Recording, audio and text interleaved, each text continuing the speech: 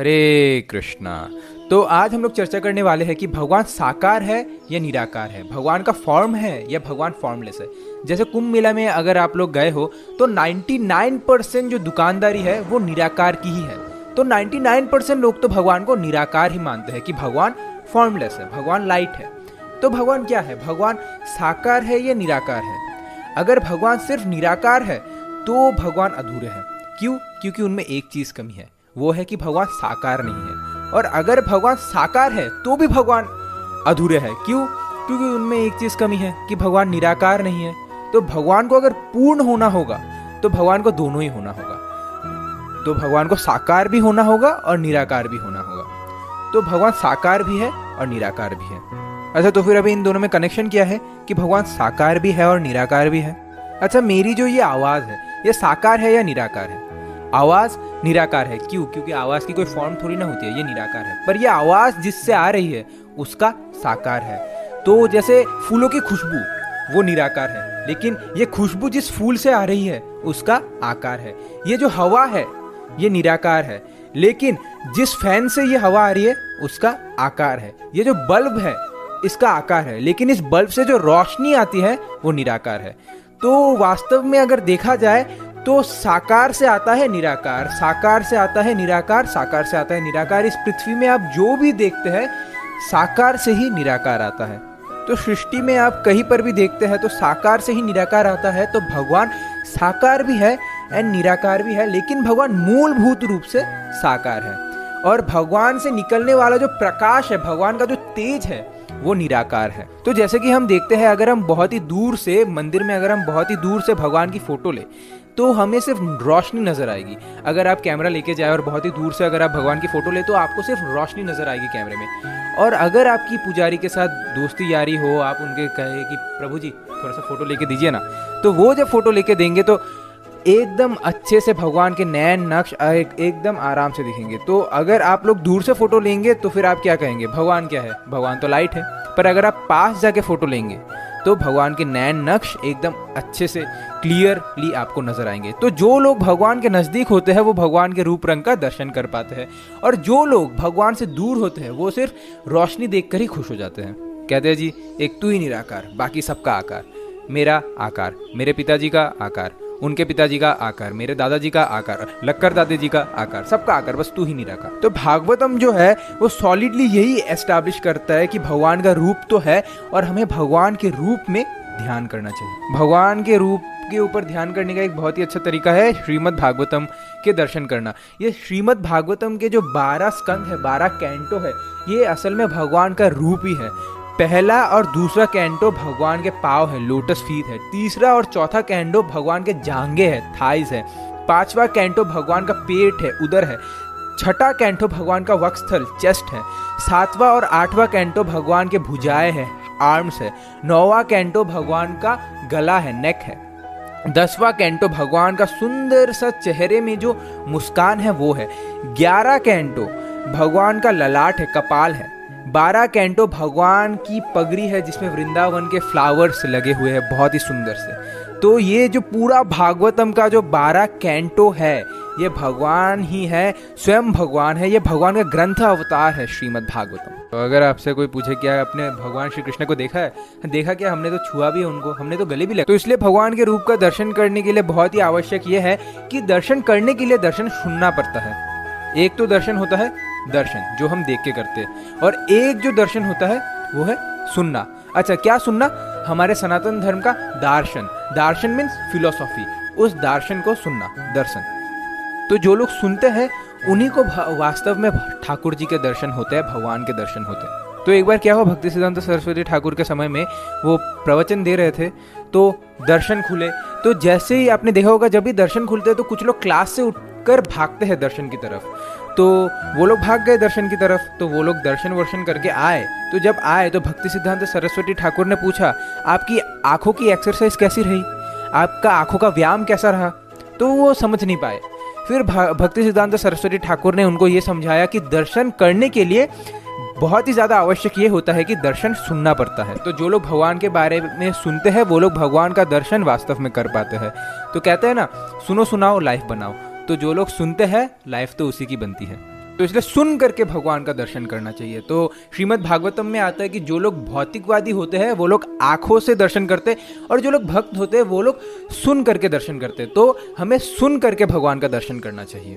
भगवान के रूप के ऊपर ध्यान लगाना, भगवान के रूप का चिंतन करना, ये वही लोग कर पाएंगे जो लोग भगवान के बारे में सुनेंगे, भगवान के रूप रंग के बारे में सुनेंगे। तो प्रभुपाद जी भगवत गीता के तात्पर्य में बताते हैं कि जो संसार के रूप रंग है जो हमें आकर्षित करते हैं, अगर संसार के रूप रंग को फीका करना है तो हमें भगवान के रूप रंग के ऊपर ध्यान लगाना चाहिए।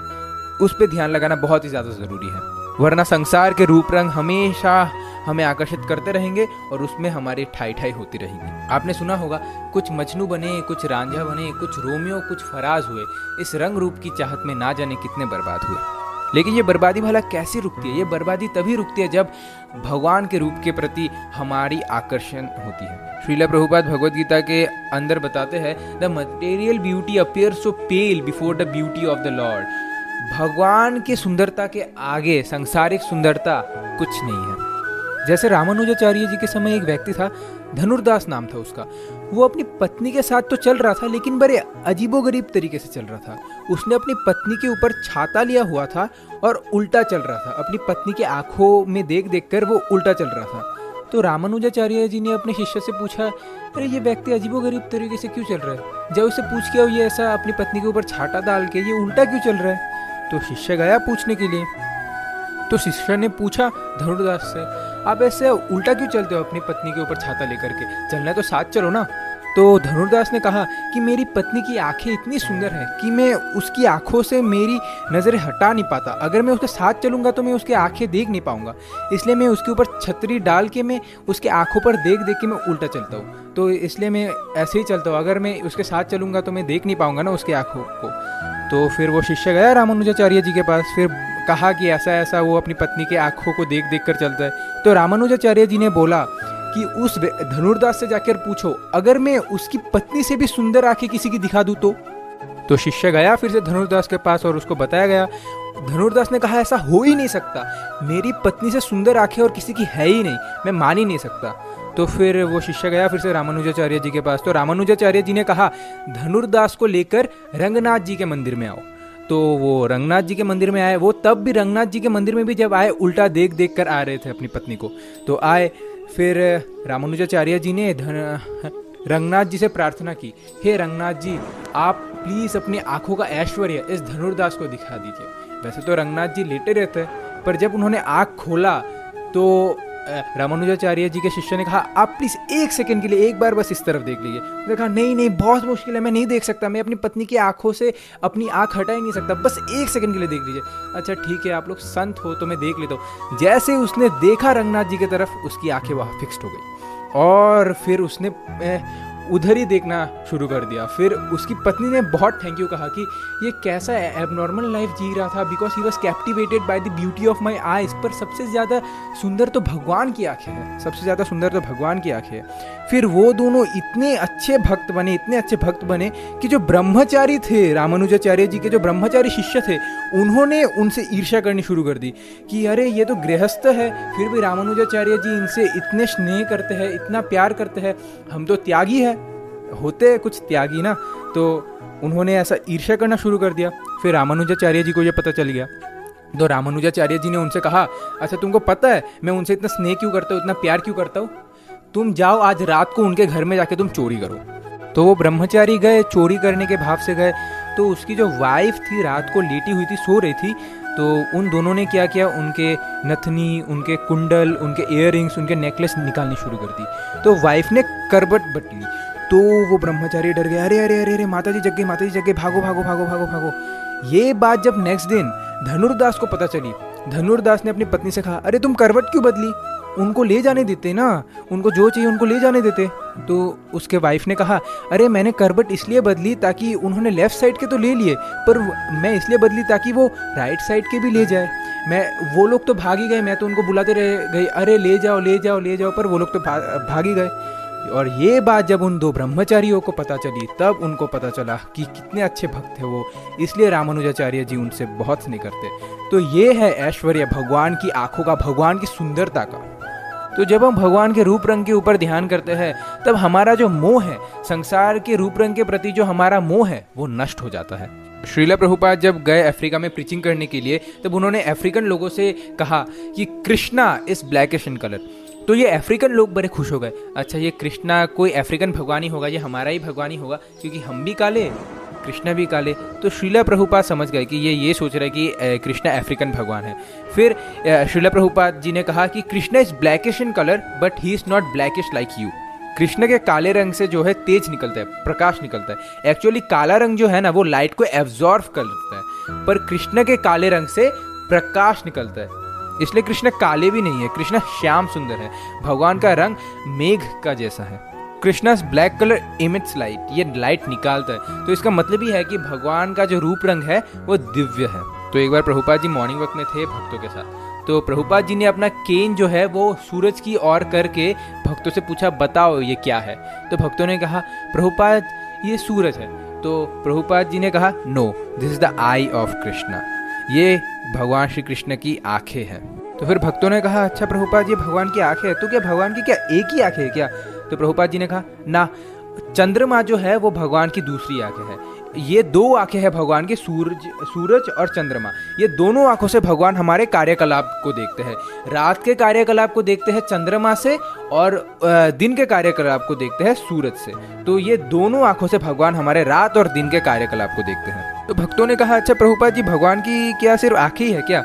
नाक भी तो होना चाहिए, कान, मुंह, ये सब भी तो होना चाहिए। प्रभुपाद जी ने उससे कहा कि क्या तुमने कभी अंधेरे में बिल्ली को देखा है? हाँ देखा है। तो बिल्ली का कौन सा हिस्सा नजर आता है? आंखें। तो बिल्ली का आंख, नाक, कान, मुंह इत्यादि भी है, लेकिन क्योंकि हम अंधकार में होते हैं इसलिए हम सिर्फ बिल्ली की आंखें ही देख पाते हैं।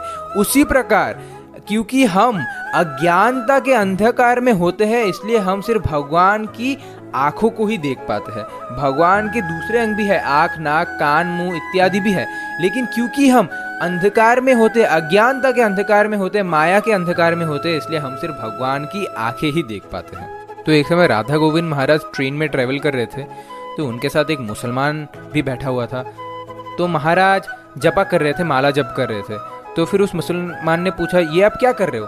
तो उन्होंने कहा, जैसे तुम अल्लाह की इबादत करते हो वैसे हम भी इबादत करते हैं। तो उसने कहा, अच्छा लेकिन इबादत करने का फ़ायदा क्या है? आप तो कृष्ण जी को मानते हो, राम जी को मानते हो, लेकिन अल्लाह तो निराकार है, उनका तो रूप रंग कोई है नहीं, तो आप भला ये किसकी इबादत करते हो भला ये? तो राधा गोविंद महाराज ने उससे कहा, तुम इबादत करते हो अल्लाह की? हाँ हम बिल्कुल करते हैं। तो अल्लाह तुम्हारी इबादत सुनते हैं? हाँ सुनते हैं। अच्छा वो कैसे सुनते हैं इबादत? कैसे सुनते हैं? अच्छा तुम किससे सुनते हो? हम कान से सुनते हैं। तो अल्लाह कैसे सुनेंगे? कान से ही सुनेंगे।